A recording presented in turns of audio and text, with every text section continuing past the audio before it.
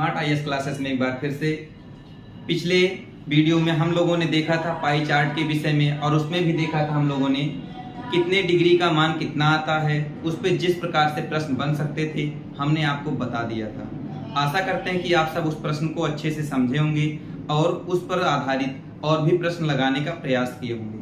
आज हम लोग प्रतिशत के विषय में पढ़ेंगे कि प्रतिशत पर किस प्रकार से प्रश्न बनेगा। जिस प्रकार से डिग्री पर बना था उसी प्रकार से प्रतिशत पर भी प्रश्न बनता है।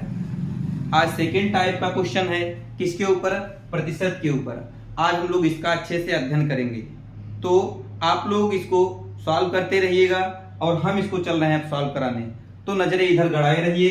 देखिए पहला प्रश्न दिया है, किराए पर किया गया खर्च ईंधन के खर्च का कितना प्रतिशत है। इसे देखने से पहले ऊपर कुछ निर्देश दिए गए हैं, इसको देखते हैं। दिया गया नीचे दिए गए पाई चार्ट एक परिवार द्वारा विभिन्न मदों में किए गए एक महीने के खर्च को दर्शाता है। इसका भली भांति अध्ययन करके नीचे दिए गए प्रश्नों का उत्तर दीजिए। अगर आप इसे नहीं भी पढ़ते हैं तो कोई बात नहीं, आपको प्रश्नों से मतलब है, प्रश्न सॉल्व करने से मतलब है। और टोटल इनकम कितना दिया गया है? 25,000 रुपए दिया गया है। तो हम बताए थे आप लोगों को पिछले वीडियो में कि 360 डिग्री का मान 100% के भी बराबर होता है, और बताए थे अगर ऐसा कुछ दिया हो तो हमेशा आप 1% या 1 डिग्री का मान निकालिए। अगर 1 डिग्री की बात करें तो 1 डिग्री बराबर कितना हो जाएगा? टोटल इनकम 25,000 रुपए दिया है, 25,000 रुपए, तो 1 डिग्री बराबर 360 से डिवाइड कर देंगे, ये 1 डिग्री का मान निकला है। और अगर 1% की बात करें तो हम 1% का मान कैसे निकालेंगे? जानते हैं हम कि दिया है इसमें 100% बराबर, टोटल आए 100% के बराबर होगा। ये टोटल इनकम जो दिखाया गया है या खर्च जो दिखाया गया है ये कितना है? 100% है। ये 100% किसके बराबर होगा? टोटल इनकम के बराबर होगा, 25,000 रुपए के बराबर होगा। आप लोग इसको समझ भी गए होंगे। तो 1% का मान कितना आया? 1% का मान 25,000 बटे 100। इसको सॉल्व करेंगे तो 2 जीरो कैंसिल हो जाएंगे, आएगा कितना? 250 रुपए। 1% का मान आया 250 रुपए। हमको हर एक प्रश्न में 1% का मान जरूर निकालना है या 1 डिग्री का मान जरूर निकालना है। आगे अब हम प्रश्न को सॉल्व करेंगे। तो पहला प्रश्न दिया गया है, किराए पर किया गया खर्च ईंधन के खर्च का कितना प्रतिशत है। इधर देखिए ये आप लोगों को दिखाया गया है, भोजन पे 45%, अन्न पे 6%, ईंधन पर 9%, शिक्षा पर 15% और कपड़े पर 11% और किराया पर 14%। सबको जोड़ेंगे तो 100% के ये बराबर हो जाएगा। इसी के विषय में हमको अध्ययन करना है। और ध्यान रहे कि जहां पर से और के शब्द आए उसको हम बटे में लिखते हैं। तो देखते हैं क्या दिया है, किराए पर किया गया खर्च ईंधन के खर्च का कितने प्रतिशत है। किसका? ईंधन के खर्च का कहां पर आया? ईंधन के लिए आया, इसलिए ईंधन को हम लोग बटे में रखेंगे। तो सबसे पहले किराए पर खर्च देखते हैं, किराए पर कितना है? 14% है। तो हम रख देते हैं फर्स्ट क्वेश्चन में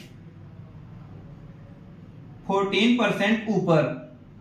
और किसका है? का और से शब्द कहां आया? किसके लिए? ईंधन के लिए आया। तो ईंधन के लिए कितना दिया गया है? 9%। 9% को रख दिए। अब हम मल्टीप्लाई इसको प्रतिशत निकाल रहे हैं। दिया है कितने प्रतिशत है, प्रतिशत निकालने के लिए 100 से मल्टीप्लाई करते हैं, 100 से मल्टीप्लाई कर दें। अब इसको हम सॉल्व करेंगे तो हमारा आंसर मिल जाएगा। बस इसी क्वेश्चन को हम लोगों को सॉल्व कर लेना है, हमारा प्रतिशत में हमको आंसर मिल जाएगा। चलो हम इसको सॉल्व करते हैं। तो ये कितना हो जाएगा? 1400 बटे 9। अब इसको सॉल्व करेंगे तो कितना आएगा हमारा? 155.5। इसको मान लेंगे कितना? 156 के करीब, 156%। इस तरीके से हम लोगों ने निकाल लिया, इतने प्रतिशत का मान इतना आएगा। आशा करते हैं कि समझ में आ गया होगा, लेकिन एक बार हम फिर इसको समझाते हैं। दिया है किराए पर किया गया खर्च किराए पर कितना खर्च था? 14% था, हमने लिख दिया 14%। किससे था? ईंधन के खर्च का। जहां पर का और से शब्द आए उसे बटे में तुरंत ईंधन के खर्च को हमने 9 को बटे में लिख दिया। देखो यहां पर ईंधन का खर्च 9% दिया, हमने 9 को बटे में लिख दिया। और प्रतिशत निकालने के लिए 100 का मल्टीप्लाई करते हैं, 100 का मल्टीप्लाई कर दिया तो जब 14 का गुणा 100 में कराएंगे तो 1400 हो जाएगा और बटे में 9 है, इसको सॉल्व करेंगे तो 155.5% आएगा। इस तरह से हम देखते हैं पहले क्वेश्चन का आंसर कितना हो जाएगा? 156% हो जाएगा। तो पहले प्रश्न का आंसर कितना हुआ? 156%। आप लोगों को ये प्रश्न अच्छे से समझ में आ गया होगा। अब मैं इसे इरेज करता हूं और दूसरा प्रश्न देखता हूं। दूसरे प्रश्न में दिया गया है यदि उस परिवार के कुल आय, ये है दूसरा प्रश्न, किन 3 मदों के खर्च में केंद्रीय बिंदु पर 108 डिग्री का कोण बनता है? 108 डिग्री का कोण बनता है, ये प्रश्न पूछा गया। तो हम लोग सबसे पहले देखेंगे 1 डिग्री का मान कितना आता है। तो 1 डिग्री का मान हम लोग अभी देखा था कि 360 डिग्री बराबर 100% के बराबर होता है। 360 डिग्री बराबर 100% के होता है। तो 1 डिग्री का मान कितना होगा? 100/360। इस प्रकार से कितने डिग्री दिया गया है? 108 डिग्री दिया गया है। तो 108 डिग्री का मान प्रतिशत में कितना होगा? 100/360 मल्टीप्लाई कितना? 108 मल्टीप्लाई 108। अब इसको हम सॉल्व करते हैं। किसको? 100/360 मल्टीप्लाई 108। इसको सॉल्व करना हम लोगों को, तो एक 0 से एक 0 कैंसिल कर दिए और 36 3 कितना होता है? 108 होता है। तो हमने देखा 108 डिग्री बराबर कितना आया हमारा? 108 डिग्री बराबर आया 30%। आशा करते हैं कि इतना तो आप लोगों को समझ में आ गया होगा। 108 डिग्री बराबर कितने प्रतिशत के होगा? 30% के होगा। कैसे आया? 360 डिग्री बराबर 100% के, तो 1 डिग्री बराबर 100/360% के। तो 108 डिग्री बराबर 100/360 मल्टीप्लाई 108%। इसी को सॉल्व कर दिए तो 108% बराबर आ गया, 108 डिग्री बराबर आ गया 30% के। और प्रश्न ने पूछा है किन 3 मदों के खर्च में केंद्रीय बिंदु पर 108 डिग्री का कोण बनाता है। अब 108 डिग्री बराबर हम निकाल दिए 30% के। अब हमको देखना है किन 3 को जोड़ने पर लगभग 30 डिग्री के बराबर 30% के बराबर आता है। तो चलो देखते हैं किसके किसको जोड़ने पर होता है। तो इसमें अगर हम देखें ईंधन का खर्च और किराया का खर्च और किसका खर्च अगर हम जोड़ दें तो बराबर हो जाएगा। देखते हैं, ये 14 है, ये 9 है। 14 और 9 कितना होता है? 23 होता है। 23 14 प्लस 9 और प्लस अगर 15 करें तो कितना हो जाएगा? अगर हम प्लस 15 करें तो ये हो गया 8 और ये हो जाएगा 3। ये अधिक हो जा रहा है तो इसको हम नहीं जोड़ेंगे। दूसरे को जोड़कर देखते हैं। एक 14, एक 11 और एक 9 को क्या ये होगा?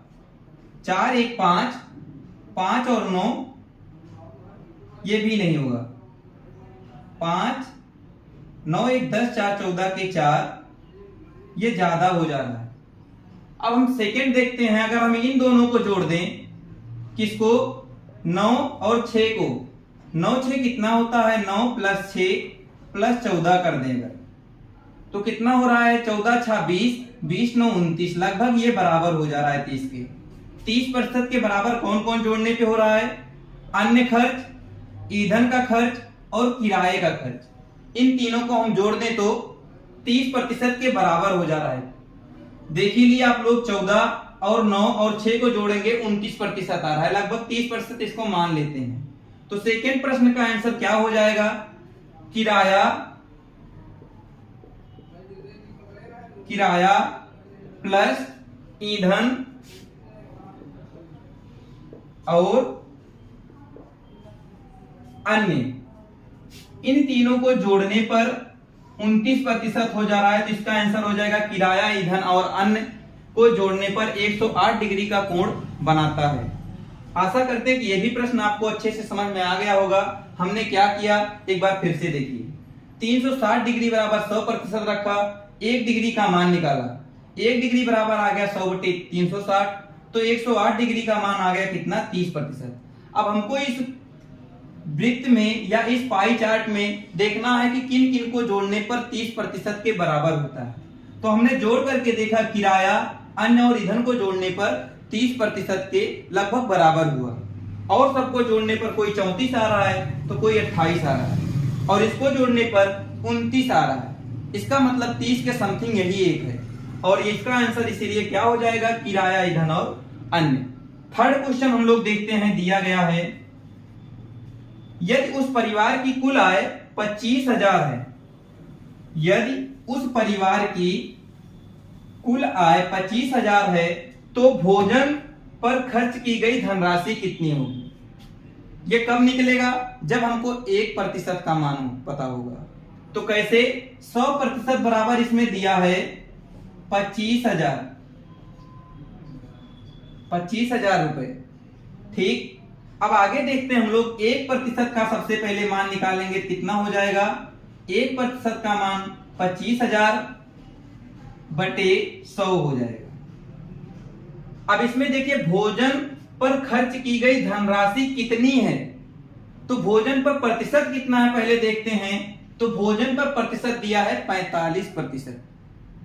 अब इस 45% को रखते हैं, 1% की जगह हमें 45% लिखना है, तो इधर 45 से मल्टीप्लाई भी कराना होगा। तो कराते हैं हम लोग, 45% बराबर 25,000 मल्टीप्लाई 45/100। अब इसी को हम लोग सॉल्व करते हैं, तो इसको जब सॉल्व करेंगे हम लोग, कितना आएगा, कैंसिल हो जाएगा, 2 0 से 2 0, और इसको जब सॉल्व करेंगे आएगा कितना, 14,750 रुपए।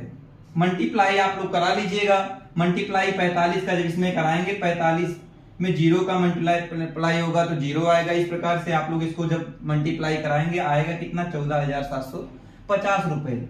हमने क्या किया, इस प्रश्न को निकालने के लिए सर्वप्रथम 1% का मान निकाला। आप लोगों को हर प्रश्न में 1% का मान निकालना ही पड़ेगा।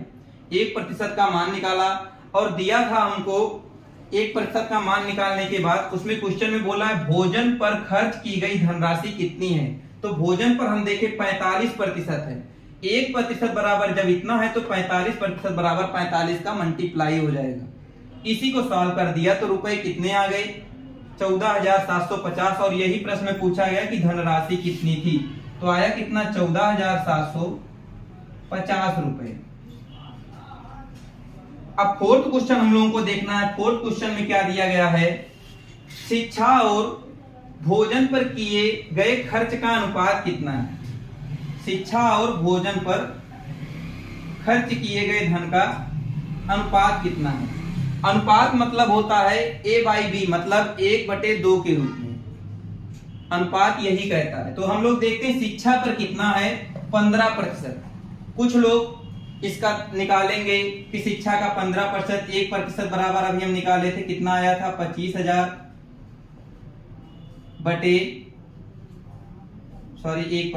1% बराबर आया था 25,000/100। इस प्रकार से पहले निकालेंगे, क्या शिक्षा का 15% बराबर क्या हो जाएगा, 25,000/100 मल्टीप्लाई 15%। इसको सॉल्व करेंगे। फिर शिक्षा का पूछा गया है और किसका पूछा गया है, भोजन का। इसी प्रकार से भोजन का निकालेंगे, फिर दोनों को डिवाइड करेंगे। तो ये आप लोगों का टाइम टेकिंग हो जाएगा। तो हम लोगों को ऐसे नहीं करना है, हम लोगों को इससे सरल तरीका है क्या, सिर्फ इनके जब ऐसा दिया गया हो अनुपात निकालने के लिए, चाहे वो डिग्री में हो चाहे प्रतिशत में हो, उन्हीं का अनुपात निकाल लो जो मान दिए गए हैं। तो किसका किसका निकालना है, शिक्षा का निकालना है। तो शिक्षा का कितना दिया गया है, 15%। और किससे अनुपात पूछा है, भोजन पर किए गए खर्च का अनुपात। शिक्षा ये हो गया, और भोजन का कितना दिया गया है, भोजन का दिया गया है 45%। तो हमने 45, इन दोनों का यही अनुपात पूछा है कि अगर हम 15:45 करें, इसी को सरल करेंगे कितना होगा, 15 1 के 15, 15 3 45 आया कितना, 1:3। इसी को बटे को हम लोग अनुपात में चेंज कर देते हैं, रेशियो में चेंज कर देते हैं कि 1:3। 1:3 यही इसका आंसर हो जाएगा, 1:3। आप लोगों को आशा करते हैं ये तरीका अच्छा लगा होगा कि भोजन का, शिक्षा और भोजन का अनुपात पूछा था, ऐसे किसी का भी अनुपात पूछेगा आप लोग निकाल सकते हैं। जैसे मान लीजिए आप लोगों को दिया गया ईंधन और अन्य का अनुपात कितना होगा, तो ईंधन को आप लोग देख रहे हैं कितना है, 9%, और अन्य का कितना दिया गया है, 6%। इसी को सॉल्व करना है, इसको करेंगे तो ये 3 से कट जाएगा, 3 3 3 जा 9, 3 2 जा 6 आया कितना, 3:2। 3:2 का आ गया। इस तरीके से प्रश्न को, रेशियो को सॉल्व करेंगे हमेशा। तो इस प्रश्न का आंसर हम लोगों ने देखा 1:3 या 1:3 आया, 1:3 आया। अगला 5वां क्वेश्चन देखते हैं। दिया है कपड़े पर किए गए खर्च का केंद्रीय कोण का मान कितना होगा। यह भी प्रश्न पूछा जा सकता है कि केंद्रीय कोण क्या होता है और केंद्रीय कोण का मान कितना होगा। प्रतिशत में दिया रहेगा उसे केंद्रीय कोण बदलने के लिए दे देंगे, और कहीं पर केंद्रीय कोण दिया रहेगा उसे प्रतिशत में बदलने के लिए दे देंगे। तो हम इसमें देखेंगे प्रतिशत को केंद्रीय कोण में कैसे चेंज करेंगे। तो हम लोगों ने देखा था अभी 360 डिग्री बराबर 100% की। तो 1 डिग्री बराबर, सॉरी 1% बराबर कितना होगा, 360 बटे 100 के। अब यही पूछा है कपड़े पर किए गए खर्च का केंद्रीय कोण का मान कितना होगा। कपड़ा कहां पर है, कपड़े यहां पर है, 11%। 1% बराबर इतना केंद्रीय कोण है, तो 11% बराबर कितना हो जाएगा, 360 बटे 100 मल्टीप्लाई 11 या 11। 360 बटे 100 मल्टीप्लाई 11। इसी को सॉल्व करना है, 10 से 10 कैंसिल। अब हम इसको सॉल्व करेंगे, 11 का मल्टीप्लाई जब कराएंगे तो 11 6 जा कितना होता है, 66, या 11 छक्के 66, और 11 तिया 33, और 33 छा कितना होता है, 39, और बटे 10 भी है। अभी इसको सॉल्व करेंगे, जब बटे में जितना जीरो हो उतना दशमलव का अंक या पॉइंट आगे बढ़ता हुआ जाता है, मतलब बाईं तरफ बढ़ता हुआ जाता है। तो कितना जीरो है, 1 जीरो। तो इसको बाईं तरफ बढ़ाएंगे कितना होगा, 39.6। यही इसका आंसर हो जाएगा। आशा करते हैं कि ये भी आप लोगों को समझ में आ गया होगा। कितना होगा इसका, 39.6 आंसर होगा। हमने क्या किया, केंद्रीय कोण जब भी निकालने की बात करें तो आप लोग 1% का मान निकालिए। 1% का मान निकल गया, जिसका केंद्रीय कोण कहा हो उसी को इसके इक्वल में रख दीजिए। इसमें दिया था कपड़े का, तो कपड़ा दिया था 11%। 11% का हमने 1% का पहले निकाला, फिर उसमें 11% के लिए 11 का मल्टीप्लाई कर दिया, उसको सॉल्व कर दिया, आया कितना, 39.6 डिग्री। यह आ गया हमारा केंद्रीय कोण। इस प्रकार से हम लोगों ने आज 5 प्रश्न को अच्छे से सॉल्व कर लिया है। अगले अध्याय में हम अगले टाइप के प्रश्न को सॉल्व करेंगे। आप लोग इस पर आधारित, प्रतिशत पर आधारित जितने प्रश्न होंगे अच्छे से सॉल्व करिएगा। आज के लिए बस इतना ही, बने रहिए। जय हिंद, जय भारत।